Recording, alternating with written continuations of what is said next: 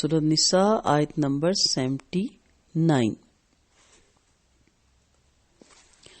ما اصابک من حسنۃ فمن اللہ وما اصابک من سیئۃ فمن نفسک وارسلناک للناس رسولا وکفی باللہ شہیدا. پچھلی آیت میں ایک تو عقیدہ کیا ہے کہ نفع نقصان دونوں اللہ کی طرف سے ہے. اب اسی عقیدے تقدیر کا دوسرا رخ ہے. اللہ کی مشیت کے علاوہ انسان کو قوت، ارادہ اور اختیار بھی دیا گیا اور خیر اور شر کی دونوں راہیں بھی اتاری گئی.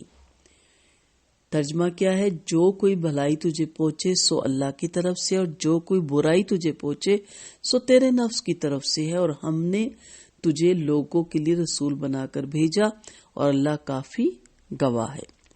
اس لحاظ سے انسان کو اس کے اعمال کا بدلہ ملتا ہے. اگر انسان اچھے اعمال کرے تو اس کا اچھا بدلہ مل جائے گا، تو یہ خالصتاً اللہ کا فضل اور احسان ہے.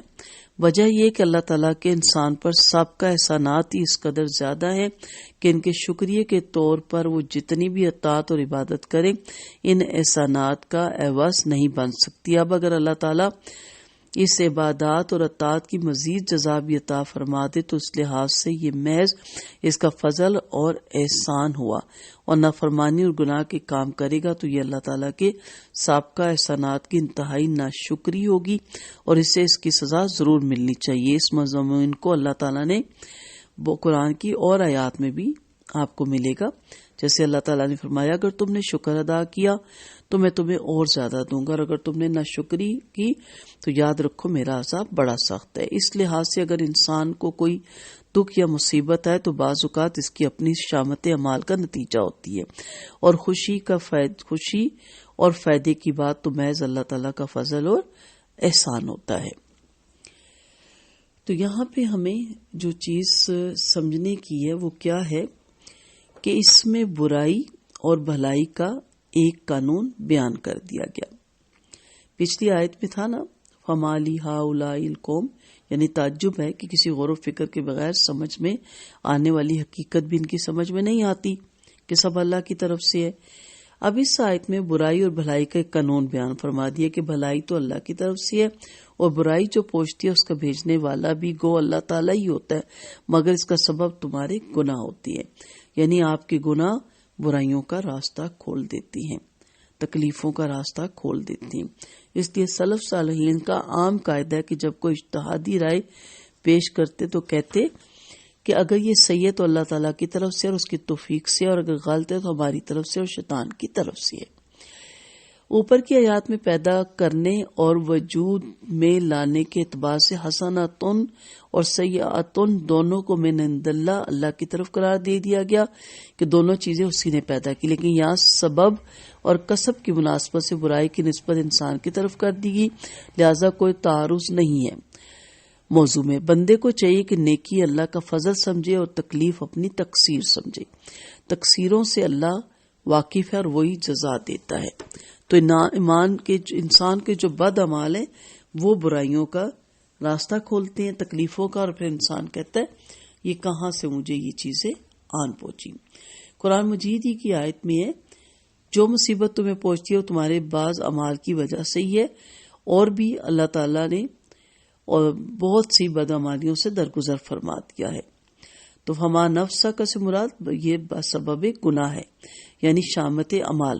آپ صلی اللہ علیہ وسلم سے منقول ہے، حدیث ہے کہ نبی کریم صلی اللہ علیہ وسلم نے فرمایا جس شخص کا سارا جسم کسی لکڑی سے جل جائے یا اس کا قدم پھسل جائے یا اسے ذرا سی محنت کرنی پڑے جسے پسینہ آ جائے تو بھی کسی نہ کسی گناہ پر ہوتا ہے.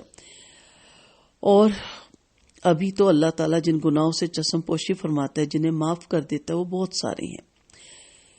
نبی کریم صلی اللہ علیہ وسلم کا فرمان ہے اس کی قسم جس کے ہاتھ میں میری جان ہے کہ ایماندار کو غم اور رنج یا جو بھی تکلیف اور مشقت پہنچتی ہے، یہاں تک کہ جو کانٹا بھی لگتا ہے، اسے اللہ تعالیٰ اس کے گناہوں کا کفارہ بنا دیتے ہیں. اور پھر اس آیت کے آخر میں اللہ تعالیٰ نے فرمایا کہ ہم نے آپ کو رسول بنا کر بھیجا ہے، وَأَرْسَلْنَاكَ لِلنَّاسِ رَسُولًا وَكَفَى بِاللَّهِ شَهِيدًا. یعنی آپ کا اصل منصب اور رسالت اور تبلیغ ہے، اور اللہ گواہ ہے کہ آپ نے اس امانت کے ادا کرنے میں کسی قسم کی کوتاہی نہیں کی، اور وہ کافی گواہ ہے۔ پھر اس کے بعد بھی اگر کسی کو ہدایت نہیں ہوتی تو آپ کا اس میں کوئی قصور نہیں۔ نیز یہ آپ صلی اللہ علیہ وسلم کی عمومی رسالت کا بھی بیان ہے کہ آپ تمام لوگوں کی طرف بھیجے گئے ہیں، یعنی صرف مسلمانوں کے لیے نہیں، رہتی دنیا تک کے لیے آپ ہی نبی کریم صلی اللہ علیہ وسلم خاتم الانبیاء ہیں، اور آپ ہی آخری رسول ہیں، اور تمام دنیا کے لیے آپ رسول بنا کر بھیجے گئے ہیں۔